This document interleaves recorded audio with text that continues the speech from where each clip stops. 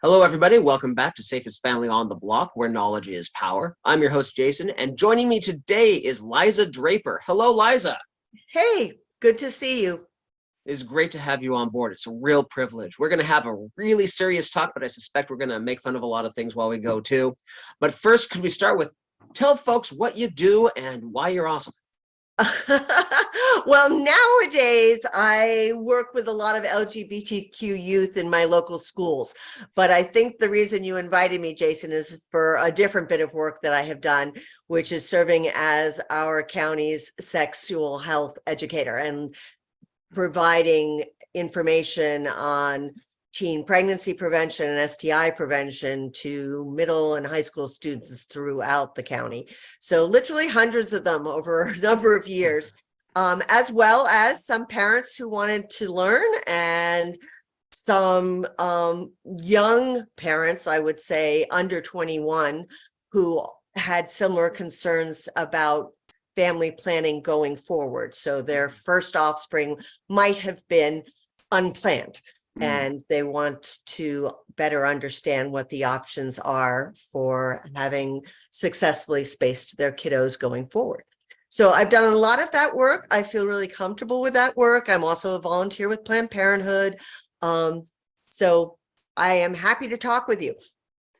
Excellent. We're so glad to have you on. I think this is a subject that's been important for all of human history. Yes. And we have some technology and we have resources that we humans have never had before. And also, for better or for worse, there's a lot of it right now in the public conversation. Yes. That I think we need to address because there's a lot of misinformation out there. There's a lot of intentional disinformation out there. And of course, the various rumors and reticence to talk about it that I think has plagued people raising kids for a very long time. I agree. So I think let's start with there are misconceptions, and I'm sure every professional I talk to in any field, there's 2 or 3 misconceptions that just drive them absolutely up the wall. So Yeah. What are yours? Okay, well, I have a couple. One is that giving youth information about their bodies and about sexuality will result in them becoming sluts or engaging in behaviors that a parent would find reprehensible. And in fact, the contrary is true. There's lots of data from lots of other developed countries that actually deliver comprehensive, inclusive, evidence-based sex ed starting very young, and they have nowhere near the unplanned pregnancy rates or the STI rates that we here in a supposedly really advanced society permit, and in fact, even insist upon. So I feel really strongly about the need to provide young people with information about their bodies that's accurate and that enables them to make choices, not just now, but as they age and through all the relationships they may have. So that is pet peeve number 1. People who think if you tell kids about it, they're going to do it. Nah, not necessarily. Yeah, and I think you know the data better than I do, but my understanding is it's not only just the countries that provide comprehensive data-based sex education have lower incidences of pregnancy and STIs, but the states that have that have lower rates than the states that don't. And even within states, the counties that have that have lower rates than the counties that don't. It's the data is unequivocal. Yeah, I would agree with you that there's a whole bunch of support on the sensible side and not too much on the anxious side. So, and that said, there are many people who feel abstinence only is the end all and be all. And to that, I would say abstinence works until it doesn't. And at that point, if you have not armed your child with the information they need, oh well. I mean, the chances are if you don't educate your child, they're going to go out and do their own field research. Oh, yes, they are. And they're going to be very successful at it because the availability of pornography online is unprecedented. And I don't use that word lightly. There's data suggesting that whether children seek it out or simply stumble upon it, the average age for seeing it is around 11. And sometimes younger, depending on what your kid is looking for. Because right now, if you type kitties, you can end up with some interesting pictures. So I think parents may not realize that even if their children aren't on social media platforms, their children have access to the net from all sorts of devices in all sorts of places. My kids used to go to their friends' houses to play video games that I found too violent or whatever. By the same token, your sixth grader is able to see whatever he or she or they may be interested in when you're not around. You know, that calls to mind a conversation I have with some of my clients and when I'm doing interviews and whatnot about there's a fear to talk about to kids about crime prevention, accident prevention, other aspects of safety for fear of scaring them when you bring up the topic. But the truth is, by the time they're old enough to understand the conversation, they've already thought about it. They've already been exposed to the idea. Yeah. And that almost certainly applies that kids are going to be exposed to sexual ideas, sexualization, sexual images way earlier than we think. And it's on us to educate them and help give them a framework in which to think and talk about it. Right. And we're all moving them toward that precociousness. I mean, you only have to walk through your local Walmart and see the brassieres in the toddler section. So we sexualize children at a really young age and yet don't give them information about sexuality and sexual health until usually it's quite too late. Yeah. So that's and then what there's the other thing. Yeah. But you asked me. We'll probably go into this in detail later on, but there's also the fact that if we educate them early, they will be alert to manipulations and early stages of grooming. Well, exactly. And that is, again, a pet peeve for me. We talk about elbows, we talk about knees, we talk about noses, we don't talk about vulvas, we don't talk about testicles. How come? There's nothing shameful about them.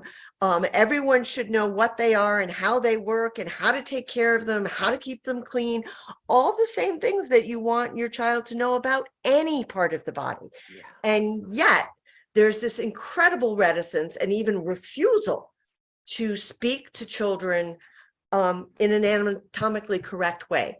And as a result, our language has produced all these amazing slang terms for these body parts. I mean, I sometimes start my classes by asking teens how many words they can come up with for breast or something else, and then ask them how many they can produce for elbow.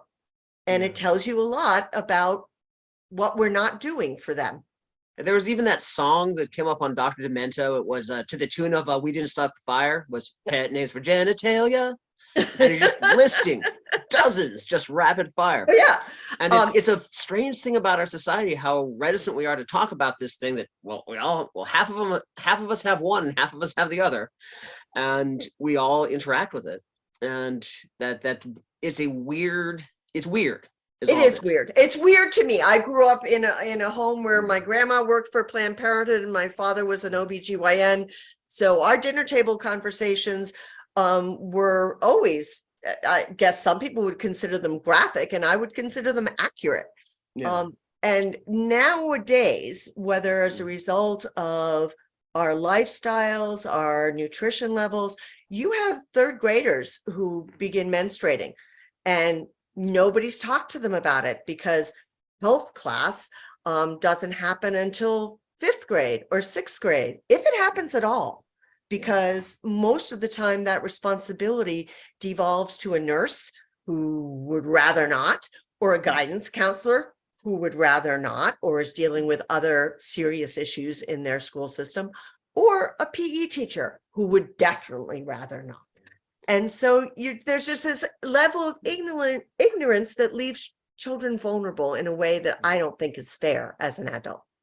And even with each of those 3 adults, some of them might rather do, but are bound by some kind of district policy or legislation. Yes, this is true. Ties their hands. This is true. And ironically, in my state, we have legislation to protect children against predation. So it involves sending our intimate partner violence organizations into public schools throughout the state. And I do volunteer with Turning Points Network here in my community, and making sure that kids have information about consent, know that adults shouldn't be telling them to keep secrets, blah, blah, blah. And one component of it is accurately naming children's body parts. And that component alone has evoked such negative responses from parents. It's really just appalling. When the intent is to protect children, and the data shows that an ungodly percentage of our children will be exposed to sexual assault, sexual predation at some point during their lives. So I get that some people would prefer that not to be so, and so dismiss it, but it's there. It's there whether you like it or not. And more frequently than not, it is someone the child knows and trusts. So if you don't talk about these things, when would they ever disclose what's happened to them? And then you're stuck trying to put the pieces back together in a really traumatic situation. Yeah. And that's what you're bringing up there. I think is really important, that when we think about sex education, most of us think about that film we watched in 4th or 5th grade. It's like, well, boys are outies, girls are innies. Your voice is going to drop sometime in the next few weeks, and you're gonna find some hairs where there weren't, and that's it. Oh, and please use deodorant. I do remember please that use deodorant. And maybe like when I was in high school, our sex ed chapter, the health book was about that big. There was like 2 pages on, tab A into slot B, the physicality of it, and then a whole bunch on how nasty teen pregnancy and venereal diseases are. Right. But not a lot on condoms. But No. a good informative sex education program, whether that's in the school or whether you're doing it with your kids yourself, is far more comprehensive than that. And you mentioned 2 Agreed. aspects already about consent education, about proper terminology, about resistance to predation. But what else is in that aegis? Well, certainly the basic functioning of the reproductive system. I mean, there are guys who have no idea what menstruation is all about. What was I reading? I think it was one of Michael Lewis's books where this is not a new book, but he interviewed some of the earliest female astronauts who, when they went into space, obviously wanted to have some form of supplies for when they menstruated. And they literally were sent hundreds of tampons. And it was like, guys, what are you thinking here?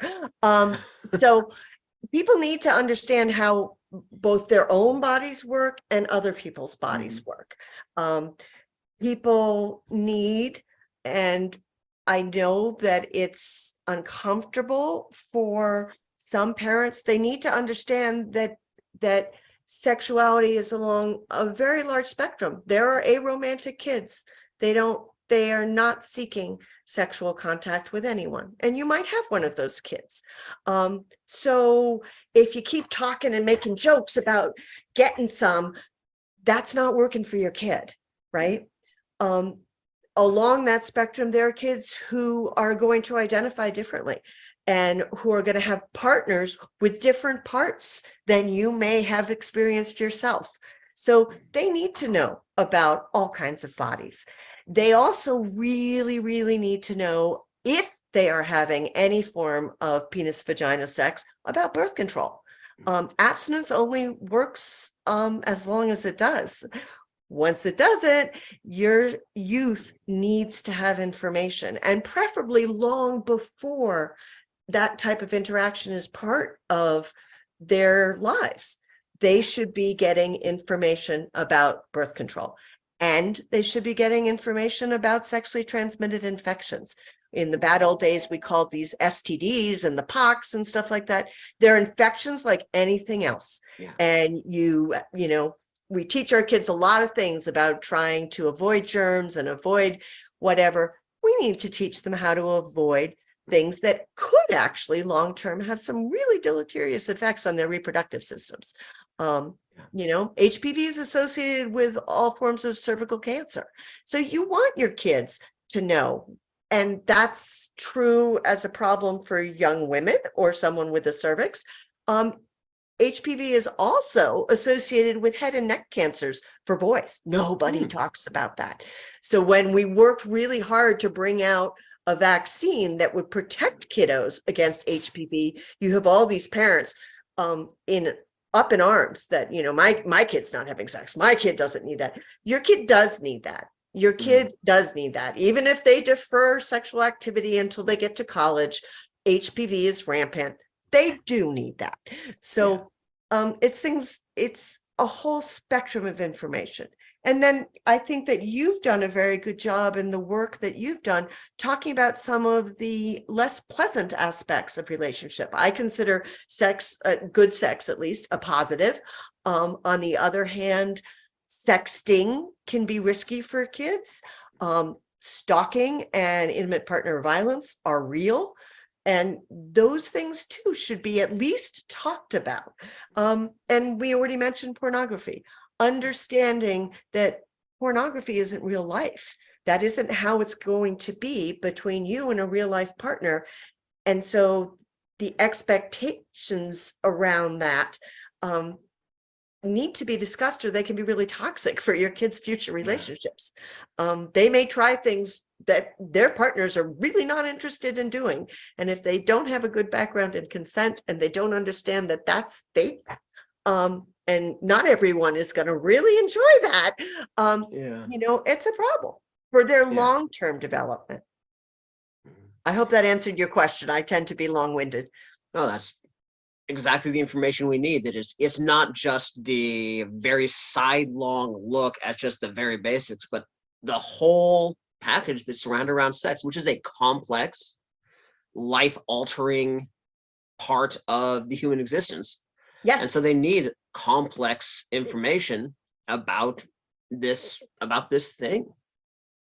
Agreed. Yeah. I think sometimes it's the most important information that a high school or middle school student may take home with them, and they may forget what they learned in algebra class, and they may not remember much about social science, but hopefully they'll use condoms and dental dams. Yeah, there aren't a lot of mistakes you make based on not listening in geography class that have the chance of literally not ruining, but derailing your life completely. The way like not getting proper sex education. Right. And, you mentioned pregnancy. Some unplanned pregnancies are okay and they work out, but the derailing of educational opportunities, the toll it may take on a family to support an unplanned pregnancy, because very seldom can a teen parent do that alone, is real. And so I think it's important, yes, to talk about that too. A lot of the conversation, it makes me think a little bit about our kids driving, right? Yeah. Where we don't want them to speed. We don't want them to drive drunk. We don't want them to not put on their seatbelt. We don't want them to drag race. But it would be very, very naive of us to think that none of the kids we know or our kids or their friends are going to do any of those things. And so it's on us to talk to them about responsibly using a car. Right. And I think most parents are very comfortable doing that. But for weird sociological reasons, we can't talk about ejaculating responsibly. I know. Exactly. But it is as important. And I think I would argue even more, because most people don't get behind a steering wheel until they're 15. A lot of people have had some sexual experience long before then. That is a very good point. And I think that's another important topic to discuss. About a lot of parents kind of assume that the sex talk needs to start around 11, maybe 12. No, but no. Talk about your own body and relationships. In other words, caring for another person, wanting to please another person. That begins, as soon as your kid is listening to you.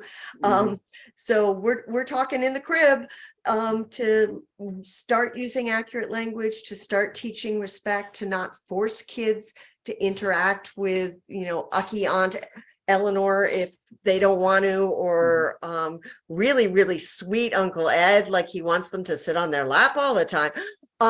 You need to begin this whole process as a parent young. And if you've missed the boat, okay, I get it, but pick it up now. Grab the baton, run with it. If you can't look your kid in the eye, then you have the conversation while they're in the back seat and you're driving. And you just start asking questions. You ask questions about what their friends are doing. Do they know any? You heard something on CNN, or God forbid if you listen to Fox News, but whatever. So you need to catch up if you have missed the boat on accurately describing your child's body to your child. If you don't know how to explain some of the functions of their body or your own, catch up. And for us, I don't recommend just like sending your kid to YouTube, but if there's something that we don't get, that we're not confident in our own knowledge, YouTube can be a really good resource for us. Yes, it can. And actually, I would be happy to leave you at the end of this with some links that provide really good, accurate information, not just for parents, which is critical, but also for kids. So, I don't want my kid just taking whatever she may read in Cosmopolitan about how to make her boyfriend happy. I would like her to, also go to Scarlet Teen and know what the options are if her boyfriend is coercing her, or in any way not respecting her own boundaries. So, there's good places to go. It's not all ugly on the internet. It's just you need somehow to, sort the wheat from the chaff. So you got to get the good stuff. You know who did a surprisingly good job with that? I mean, it's very surface, but that show Big Mouth on Netflix. Yeah. Like if I were a middle school health teacher, I would almost certainly get fired for just showing that to my class. I think I've showed much more fireable things, but that's okay. I mean, Excellent. If you want a really good laugh, there is a great video about the difference between porn sex and real sex with food, and they do quite a good job of explaining how things are indeed different. Fabulous. And and there are good videos that kids can watch. I mean, you can work with the T video for consent. There are a lot of wonderful animated pieces that talk about different forms of birth control. So it's not like threatening, it's a needle. There's a lot of good stuff out there. And folks, Liza's going to share some links with me, and you'll find them in the notes for the video down below. So we've talked about a lot of about what goes into good sex education at school, what goes into good sex education program. But unfortunately, for reasons we've already discussed, we can't count on our school district delivering good sex ed. No, we cannot. Even in very blue states, there's so much pressure that it can often be woefully incomplete. Correct. And what are some of the best ways that we can talk to our kids about sex? The starting with it not being about them often helps. So talking about something you've heard, something you've read, something you've seen, and asking open-ended questions about whether that's something they're familiar with, or whether that's going on with their peers. So that's one way. Leaving texts around that can support you if you find it way too awkward to go down this conversational path. There are lots of great books for all stages of child development that cover these topics for you, and they can be part of your library and should be part of your library. And as kids get older, there are good sites that you can send them to. So, you can say, I am not up to date on long-acting reversible birth control, but I know that it's important, and I think you should go look at this. And you walk away. You're a consultant. You walk away. Here it is. Up to you. Bye. So I think that there are ways for parents who are uncomfortable with this information to make it available to them. Yeah. And you could even go the other way, where when vasal gel was starting to get a lot of attention when my oldest was in high school, and I was like, hey, I don't know about vasal gel. Go find out about vasal gel and come tell me about vasal gel. And you can even send them, hey, come educate me, Yep. find out. Scavenger hunt. Yep. Yeah.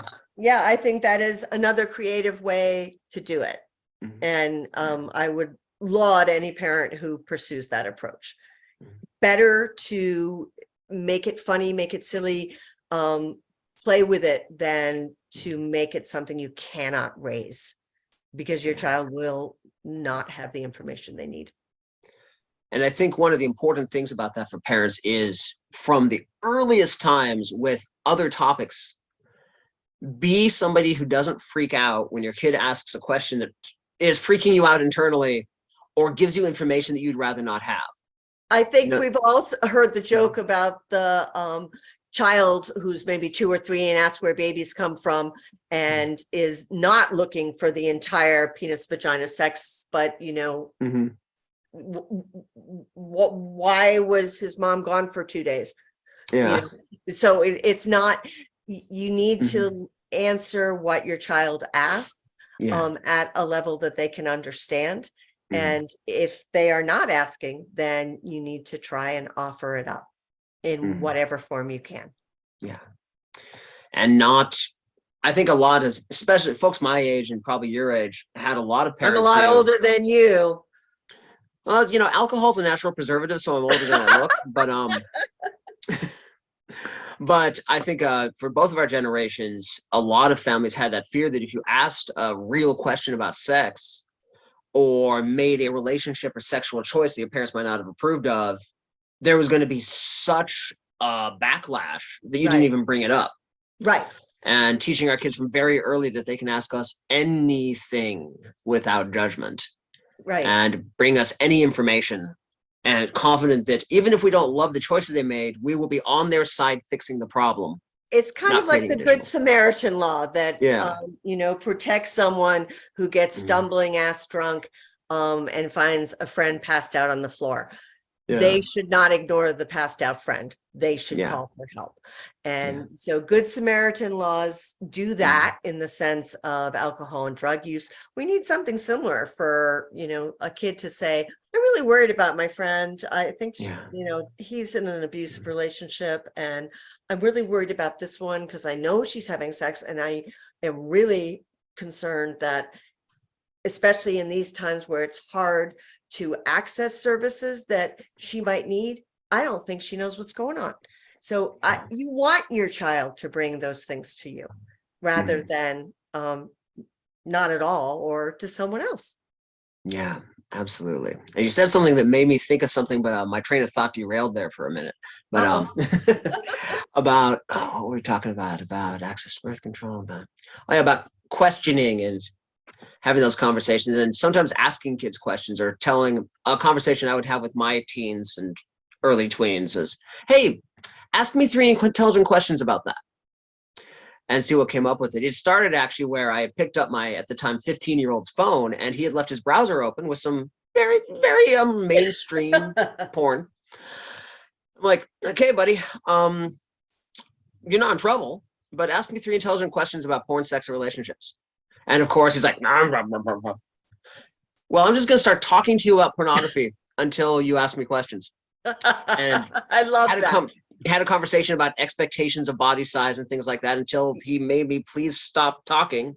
And then he asked me some very good questions about relationships, about sexual pressure.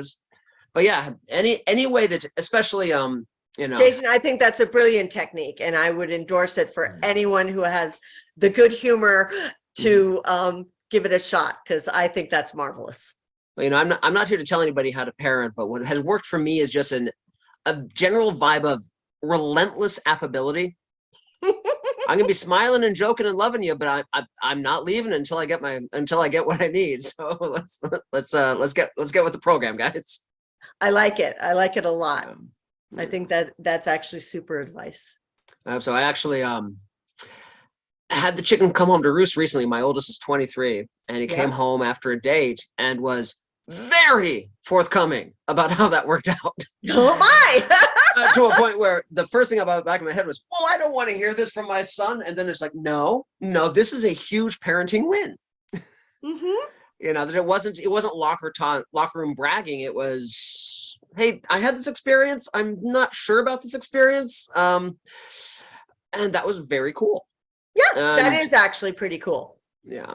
And one of the reasons for bringing you on, an expert well beyond my, amateurish fumblings, the term amateurish fumblings can be applied to so many parts of sex ed now that I think about it. But anyway, that to help parents understand how to talk about that. I think there's a lot of parents right now who might be watching something like that, thinking about a conversation where their young adult son or daughter comes home and talks to them very graphically about a sexual experience they have. And that's their idea of a punishment for shoplifting, not like, so I think one question I might have is, I think most of us can agree that the way that we were raised to talk about sex and think about sex was dysfunctional. It was very sex negative. It was very embarrassment oriented. What are some of the ways that we can get over our hangups so we can do better with our kids? Well, think about what you want for your child. Hopefully what you would like to see is them have a healthy, loving relationship or relationships over the course of their life. And to the extent that that's the goal, you want to prepare them to be successful in relationships at all levels, emotional, social, physical. And I think that outlook, that what's the end goal here?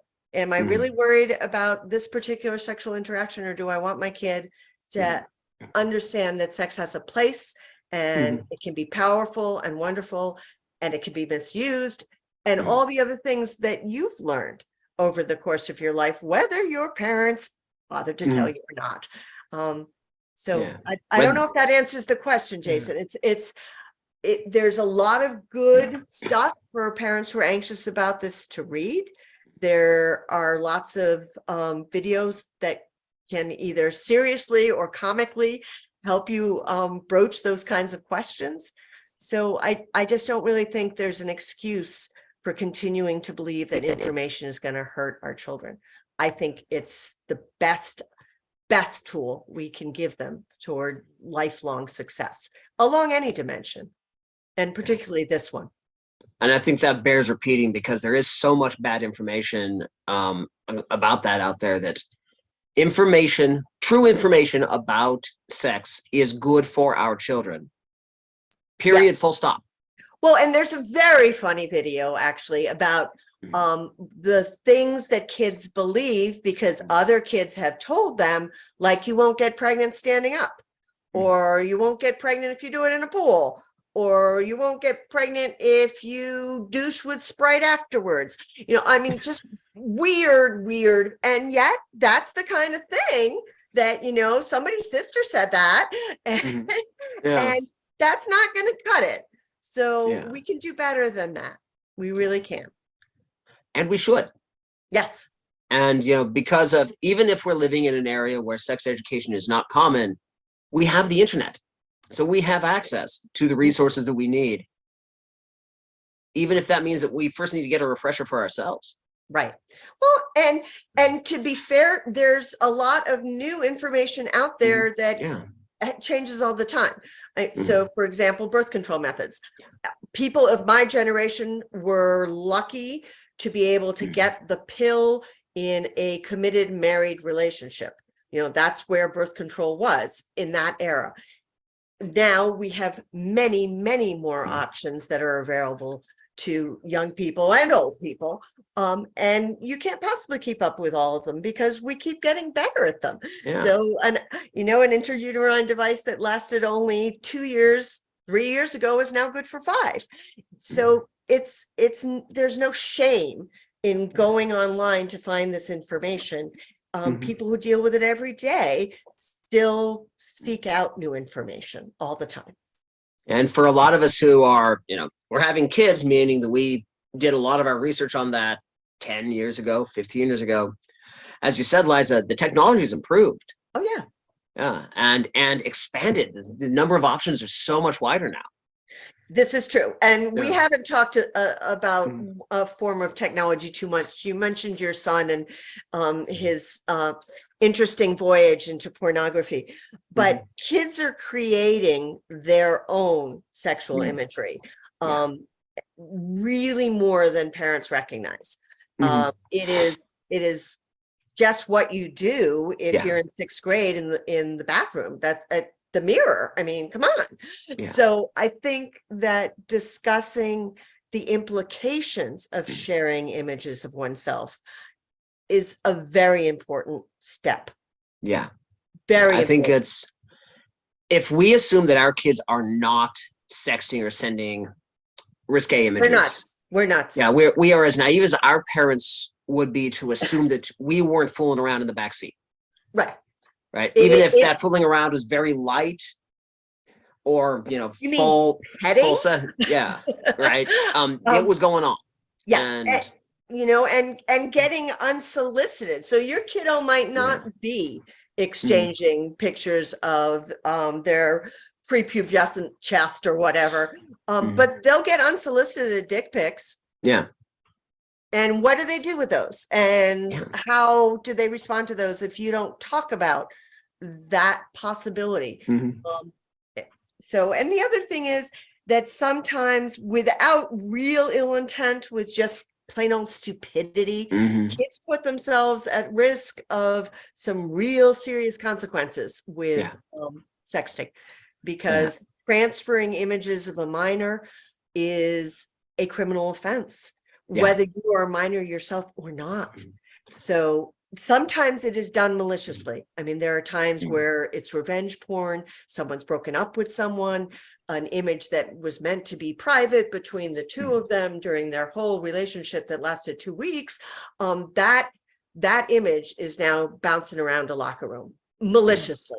yeah. The person involved never consented to that, and it's everywhere. And that's really serious stuff. The kids involved in sharing that are in for some serious wake up. It's a big deal. And I think it's on all of us parents to, if you can, if you have the financial luxury to go, what's the word, drop $100 on a defense attorney in your area and know what is the local law Mhm. about sending a nude image if you're a minor, keeping a nude image if you're a minor, showing somebody else that image. There are states that not only is it still just child pornography, just like any other kind of image of a minor, but they've doubled down on the laws Yep. under the, I think, misguided belief that that's going to stop kids from doing it, Right. all the way to fairly intelligent laws that are beginning to say, no, these are two different kinds of images, Right. and anywhere in between. And not only is there the letter of the law, but there's also the vigor with which local law enforcement pursues it. Right. And so Which you has need, always been the case. I mean, yeah, on any kind of yeah. Whether you offense. were talking about statutory rape, whether you were talking Right. about anything all along. Right. But speaking to an expert in your area about exactly what's going on with that, I think is something that most parents should do. And if you can't personally afford that, grab 5 or 6 friends that are parents that you trust and pool the money to get the consultation. Yep. And at least start by Mhm. Googling the statutes Yeah. wherever your kid is. Because Mhm. remember, your kid may be someplace you're not. Yeah. So Yeah. definitely it's worth understanding Mhm. and keeping up with, because it changes. Yeah. And there's another piece on this that I think needs to be touched on, which is sextortion, Hmm. where the predator solicits one risque image and Oh, then yeah. drops the, oh, you just gave me child porn. I will tell your parents, I will tell your teachers, I will tell your best Right. friend, and I will tell the police if you don't send me more and more worse stuff, or sometimes New get involved in stuff. financial crimes Yep. and identity theft, whatever. This is a thing that happens with alarming frequency and also has led to suicide. Yeah. I can't emphasize what you're saying enough. It's true, it's real, and they're threats that didn't exist when we were children or teenagers even. You know, it's something that you have to wrap your head around if it wasn't true for you as a teen. And I feel like the defense against almost everything we've been talking about today is just making sure your kids get good education from you, and to keep those lines of communication as open and drama-free as possible. Correct. There is one other Mhm. option for the parent who really doesn't feel comfortable.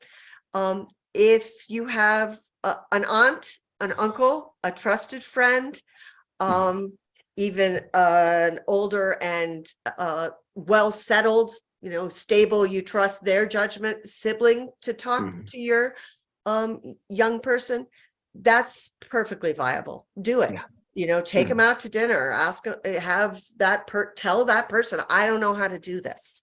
Will you, you know, broach the subject? And they may actually have a better time of that than you would, because there are barriers going the other way too. How many teens really do want to talk to their parents about all this stuff? Yeah, we had that in my family growing up. Right. My parents were middle school sweethearts. Oh my God. And they're still together. Long live their It's relationship. amazing.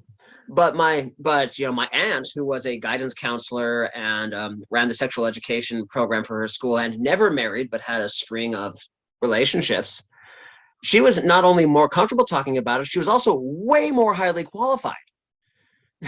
Yeah. Like my parents had never been on a date. Right. Right. Well, I would also, we talked about leaving books around to help your kiddos. I would go a step further, and if you have kids who are sexually active and or friends of theirs who are sexually active, you should have a drawer that has information and practical supplies, meaning condoms, dental dams, whatever. These days one wonders about plan B, frankly, and whether you should be stockpiling it. But the point is that it should be possible for your kid to make good choices just by virtue of living in your house and having those things available, rather than hoping that maybe they'll use one, maybe. It just makes sense. And you had mentioned that when we were kind of chatting before the show, and I loved that in your home it was in a bathroom drawer.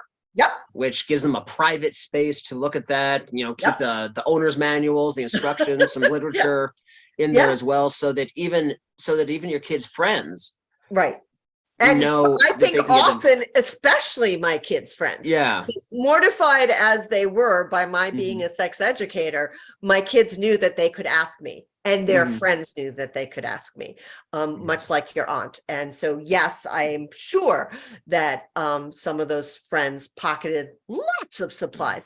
And I would remind parents that having a condom doesn't mean you're going to use it.